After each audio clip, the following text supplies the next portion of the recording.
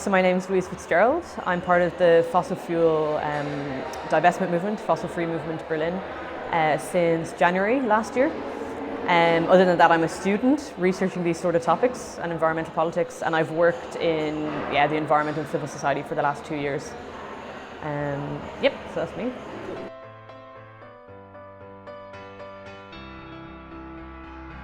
So basically the main motto of the fossil fuel divestment campaign is that if it's wrong to wreck the environment, then it's wrong to profit from that wreckage. So it asks public institutions to take their money out of fossil fuel companies. So it's very much a moral premise and kind of locates itself within the environmental justice movement in that regard.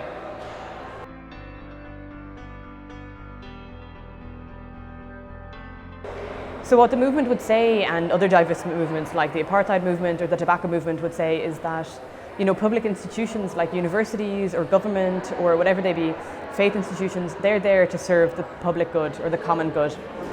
So in this case we would say, an institution such as NUIG, it's not okay for them to invest in the kind of climate wreckage that's being wrought by these fossil fuel companies. And the basic science behind that would be that we know if we want to stay under this 2 degrees limit, which is like the internationally accepted limit of global warming, to keep us within a safe level of global warming for human civilization in general, if we want to stay below that limit, then 80% of the fossil fuel reserves of these companies have to stay in the ground.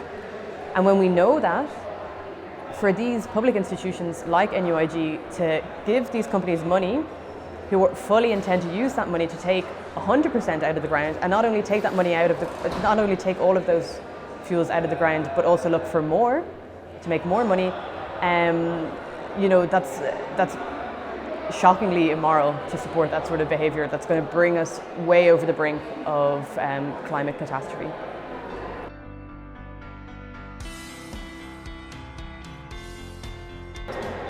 Yeah, so in Berlin, we started in February last year, and the case is in Berlin that there's 10 million euro that the Berlin Senate has invested in fossil fuel companies. So that's through their pension fund mainly. And we basically went about targeting them and saying that they should divest this money, particularly Berlin as the capital of Germany, saying that they're supposed to be this kind of, renewable energy transition hero or whatever, and they're always taken as the best example.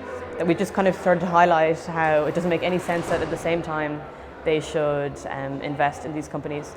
And it's going quite well. Our proposal entered into Parliament in the last couple of months, and it's now at committee level, so we're waiting to hear back, but there's a real chance that divestment's going to happen in the next couple of months in Berlin, so that's a pretty great achievement.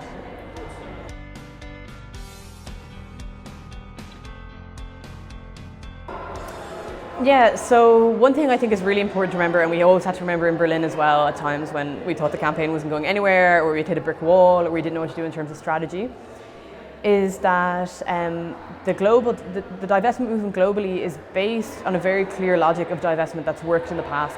So it's based on the apartheid movement, the anti-tobacco movement, which kind of looked at how has divestment worked. And it's kind of followed, it's from the Smith School in Oxford, which kind of did this research, and it looked at how divestment has worked in the past, and it followed particularly 3 waves. And then the first wave is you see it kind of emerging as an idea in America, and in Ivy League schools. It's talking about small amounts of money, divestment of these kind of universities. And then it kind of moves into a second wave, where it starts talking about larger funds. It gets to kind of nationwide universities in America. And then at this point, it kind of hits a tipping point and enters into a third wave, which starts talking about large pension funds, huge stores of money, hedge funds. And this is where we start seeing this kind of norm shift around the companies, and which then translates into more restrictive legislation. And when we look at the fossil fuel movement globally, we can see that it's well ahead of the curve and well now in that third wave.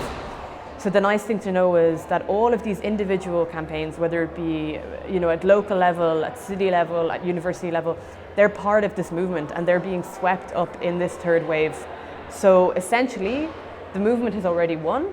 It's just a matter of a waiting game and having patience and really working along and seeing yourself as part of this global movement, this grassroots bottom-up swell that's already globally shifting those norms around fossil fuels and how we behave with our environment.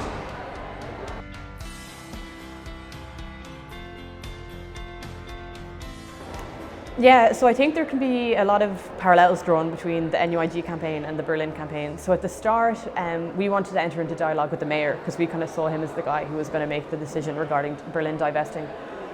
And we had our open letter and we had a petition, and we just assumed when we sent it to him that he'd enter into dialogue with us, which he didn't. So we had months of kind of, scratching our heads and being super frustrated as to why he wasn't entering into dialogue. And I know at the moment this is what NUIG is facing in the fact that the people who make the decisions on this are kind of absent from the conversation entirely.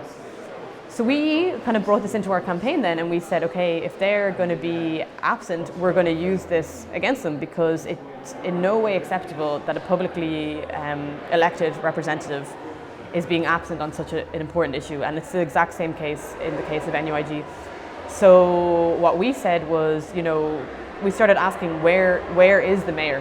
Where is he on such an important topic? So we did stuff like, we had a table and chairs campaign, we called it, where we invited prominent people from climate science or the arts or medicine or whatever these kind of broad issues related to climate change were. And they invited the mayor for a chat. And of course he didn't turn up. So then what we had was great kind of photographic evidence of the fact that he wasn't turning up to this conversation. And every event we had, we kept him a seat, we invited him to the event, and then again we had this kind of picture of him just being absent, and it really started to work against him. And we started also looking for new targets, so the finance senator and other kind of ways that we could have this leverage and gain this pressure. And like I said, we benefited from being part of this global swell that's happening. And like I said, it's been a success. So even when we were kind of hitting our head against walls, wondering why he wasn't talking to us, in the end there was this cross-party report written up about energy in Berlin, which has fully endorsed our campaign, which now the government has to act on, and it's sitting at committee level. And in the next couple of months we could really see that divestment decision coming in Berlin, because it has to happen, and it will happen. And it's the exact same case in NUIG, so it's a matter of just kind of sticking with it. And for the president and whoever else has the power to make the decision, it's the chance to kind of say which side of history you want to be on, and to make the right choice for climate justice across the world, basically.